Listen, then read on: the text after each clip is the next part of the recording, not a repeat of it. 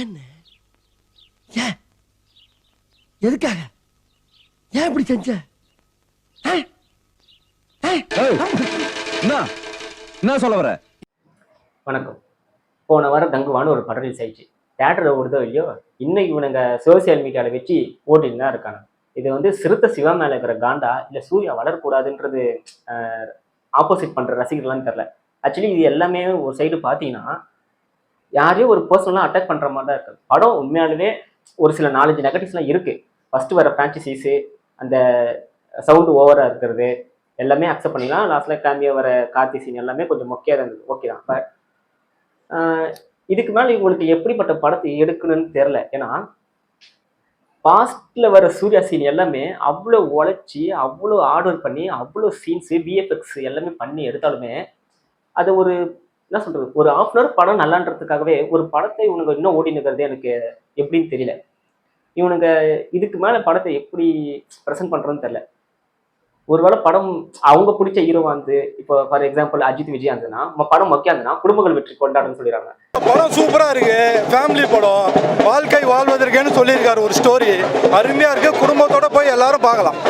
படம் வேற மாதிரி ப்ரோ, தலை தாங்க புதுசாக உருவம் எடுத்துருக்காரு. நானா வேற லெவல், மக்களுக்கு பிடிக்கும். ஆனால் சத்தியமாக படம் அப்படியே வரும், நீங்களே போய் பார்க்கலாம். சத்தியமாக சொல்கிறேன், எல்லாரும் என்ஜாய் பண்ணலாம். படம் நல்லா இருக்கு. தலையில ஏக்கு அவ்வளோ வேற லெவல். பிடிக்குதோ பிடிக்கலையோ அது உங்களோட ஒப்பீனியன், உங்களோட சஜஷன் நீங்கள் சொல்றீங்க, தப்பு இல்லை. பட் இந்த மாதிரி படத்துக்கும் நம்ம எதிர்ப்பு தெரிவிச்சு எவ்வளோ நெகட்டிவ் ரிவ்யூஸ் சொல்லணும்னு அவசியம் இல்லை. ஏன்னா இப்போ வர படத்தை பார்த்தீங்கன்னா வெற்றிமாறன், பாலா படம் மட்டும் தான் கொஞ்சம் ரியலிஸ்டிக்காக இருக்குது. மிஸ்கின், ராமெல்லாம் எங்கே போனானே தெரில. அவர் படம் எடுத்தால் நல்ல படம்னு சொல்கிறீங்க, பட் ஒரு படம் தோல்விச்சுன்னா அவர் அப்படியே டிப் பண்ணிடுறீங்க. நெக்ஸ்ட் படத்துக்கு அவருக்கு சான்ஸ் தர மாட்டீங்க. ஏன் இந்த படத்துக்கு ஏன் இவ்வளோ நெகட்டிவ்ஸ் ரிவ்யூஸ் வந்ததுன்னு எனக்கு தெரியல. ஒரு சைடு பார்த்தீங்கன்னா அவங்களோட ப்ரீவியஸ் படத்தை எடுத்து பார்த்தீங்கன்னா ஜெய் பீம், சூரரை போற்று, அந்த படத்துக்கு சப்போர்ட் பண்ணுறாங்க. அந்த படத்துக்கு சப்போர்ட் பண்ணும்போது அவங்க டைரக்டர்ஸ்லாம் பார்த்தீங்கன்னா இதுக்கு முன்னாடி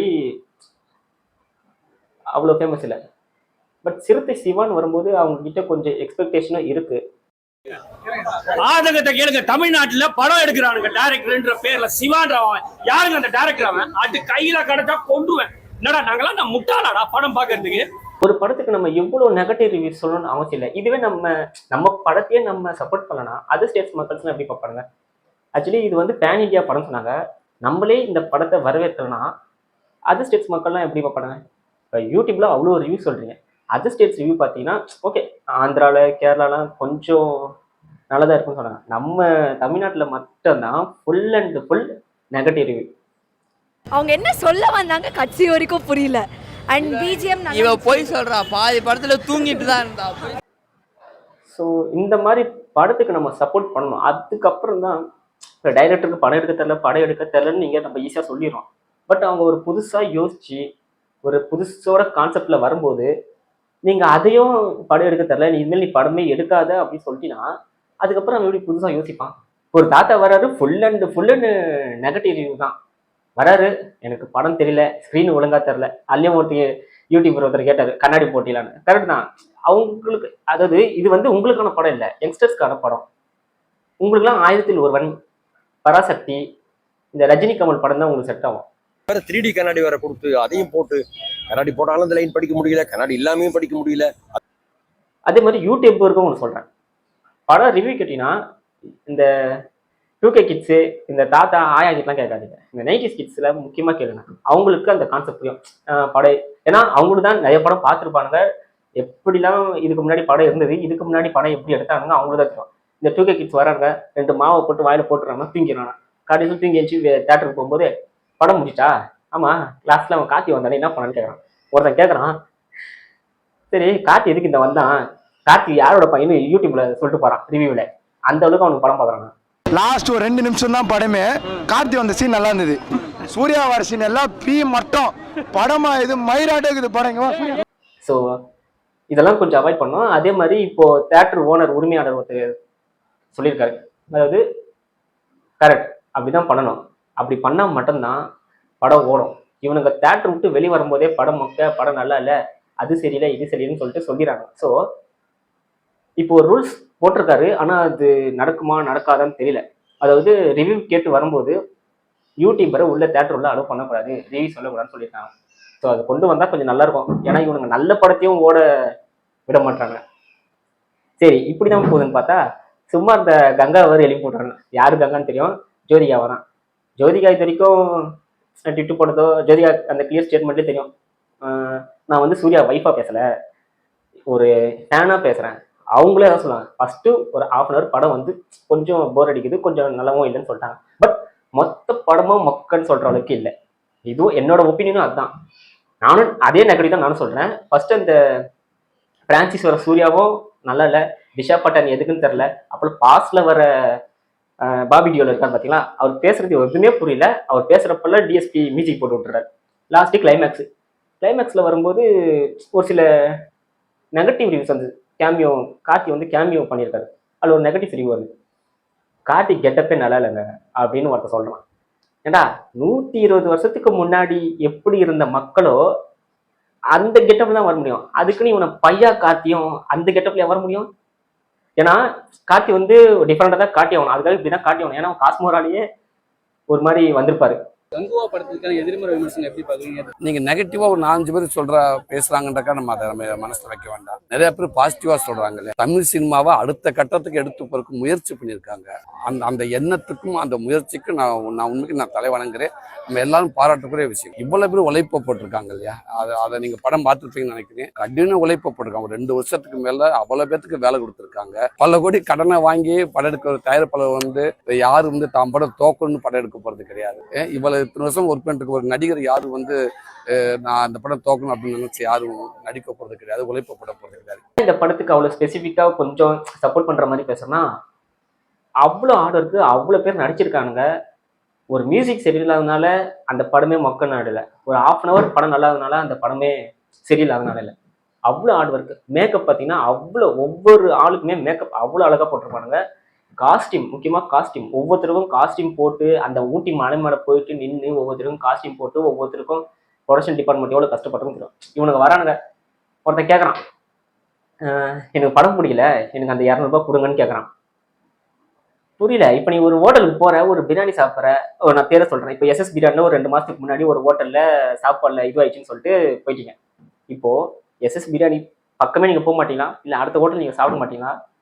அதே தான், ஒரு சினிமான்றது ஒரு என்டர்டைன்மெண்ட். போறீங்களா, என்ஜாய் பண்ணிட்டு வாங்க, அவ்வளவுதான். அதை விட்டுட்டு எனக்கு படம் பிடிக்கல, எனக்கு காசு திருப்பி கொடுன்னு கேட்குறது இதெல்லாம் நியாயம் இல்லை. கொஞ்சம் சப்போர்ட் பண்ணுங்க. ரிவ்யூ சொல்லலாம், பட் ஒரு படமே டிப்பாகிற அளவுக்கும் சிறுத்தை சிவா மாதிரி ஒரு டைரக்டர் மாதிரி புதுசாக யோசிக்கும் போது கொஞ்சம் சப்போர்ட் பண்ணுங்க. கொஞ்சம் நெகட்டிவ் ரிவ்யூஸ் சொல்லலாம், தப்பில்லை. பட் ஃபுல்லாகவே அவரை ஸ்டாப் பண்ணுற மாதிரி நீ இனிமேல் படமே எடுக்காத, நீ உங்க கேரியரே க்ளோஸு அப்படி சொல்றதுலாம் தப்பு. 3D படம்னு சொல்லி உள்ள போனேன் சார், பைத்தியம் பிடிச்சி தலையெல்லாம் வெடிக்க ஆரம்பிச்சிச்சு. ஒண்ணு விஷுவலே எஃபெக்டே இல்லை, ஒரு முகமும் தெரிய மாட்டேங்குது, ஒரு இளவும் தெரிய மாட்டேங்குது. கண்ணாடி போட்டீங்களா?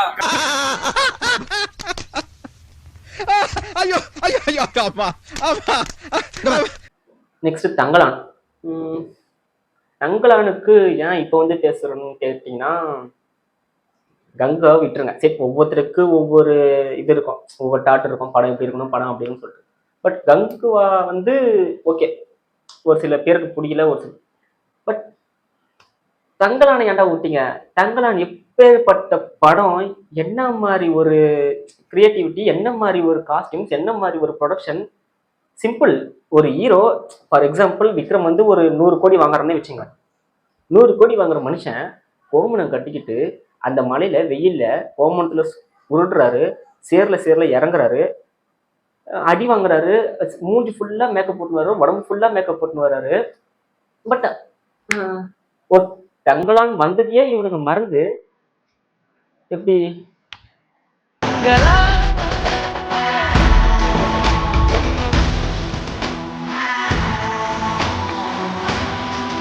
இவனுக்கு கான்செப்ட் என்ன தெரியுமா? ஒரு மாஸ் சீன்னா ஒரு ஹீரோ வரணும், கூலிங் கிளாஸ் போடணும், கோஷிட் போடணும், கார் வந்து இறங்கி பின்னாடி பீஜம் பண்ணணும். இதுதான் உனக்கு மாஸ் சீன் வச்சுருக்காங்க.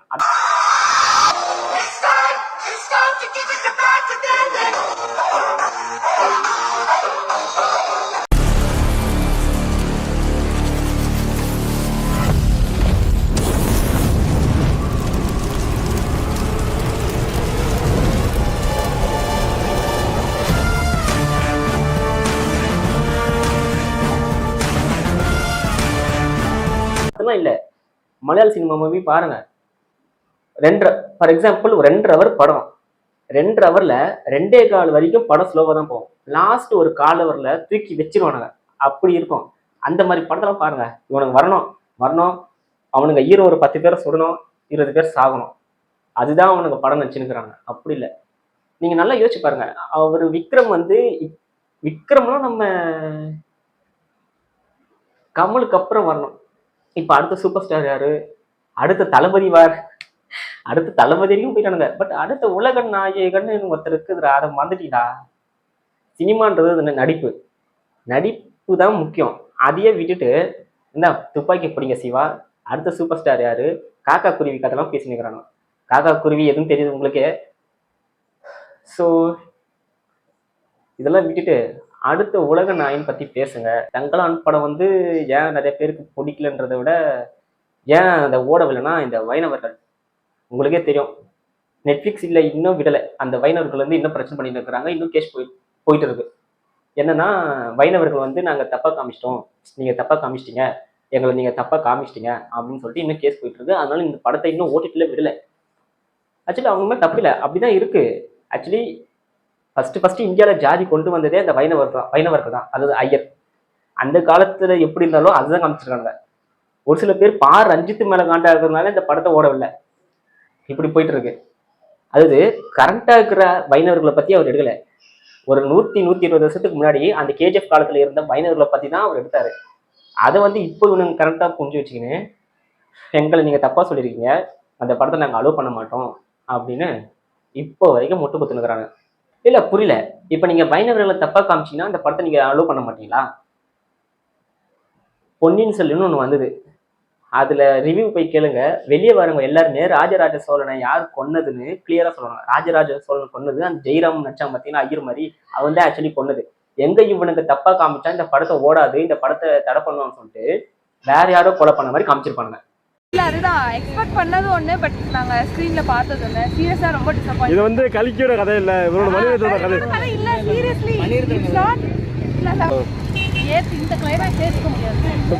இவனுங்களுக்கு சப்போர்ட் பண்ணா ஓட விடுறானுங்க, அலோவ் பண்றானுங்க படத்தை விடுறதுக்கு ஓடிட்டுல. இல்ல இவங்களை பத்தி தப்பா பேசினா அப்படியே வேற மாதிரி பேசுறானுங்க. எதுக்கோ நீங்க சாப்பிடல. இப்ப ரஞ்சித் வந்து பீஃப் சாப்பிட்னு சாப்பிடுவாங்க. தங்கலான் படத்துல ஒரு எரும மாடை சாவச்சு பீஃப் சாப்பிட்ற மாதிரி காமிச்சிருப்பாங்க. அதுக்கு அது அர்த்தம் இல்லை. அவனுங்க அந்த கேஜிஎஃப் அந்த இதுல தங்க கொள்ளடிக்கும் போகும்போது அங்க சாப்பிட்றதுக்கு எதுவுமே இருக்காது.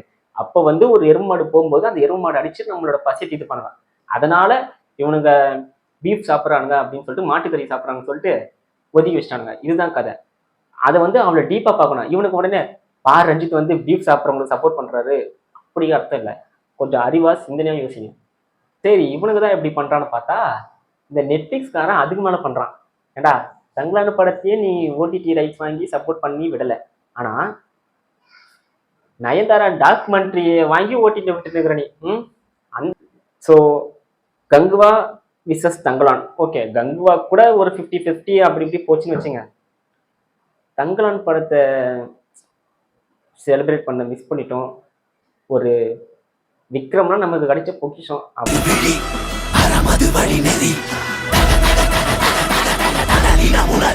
அவர் அப்படியே விட்டுட்டோம்.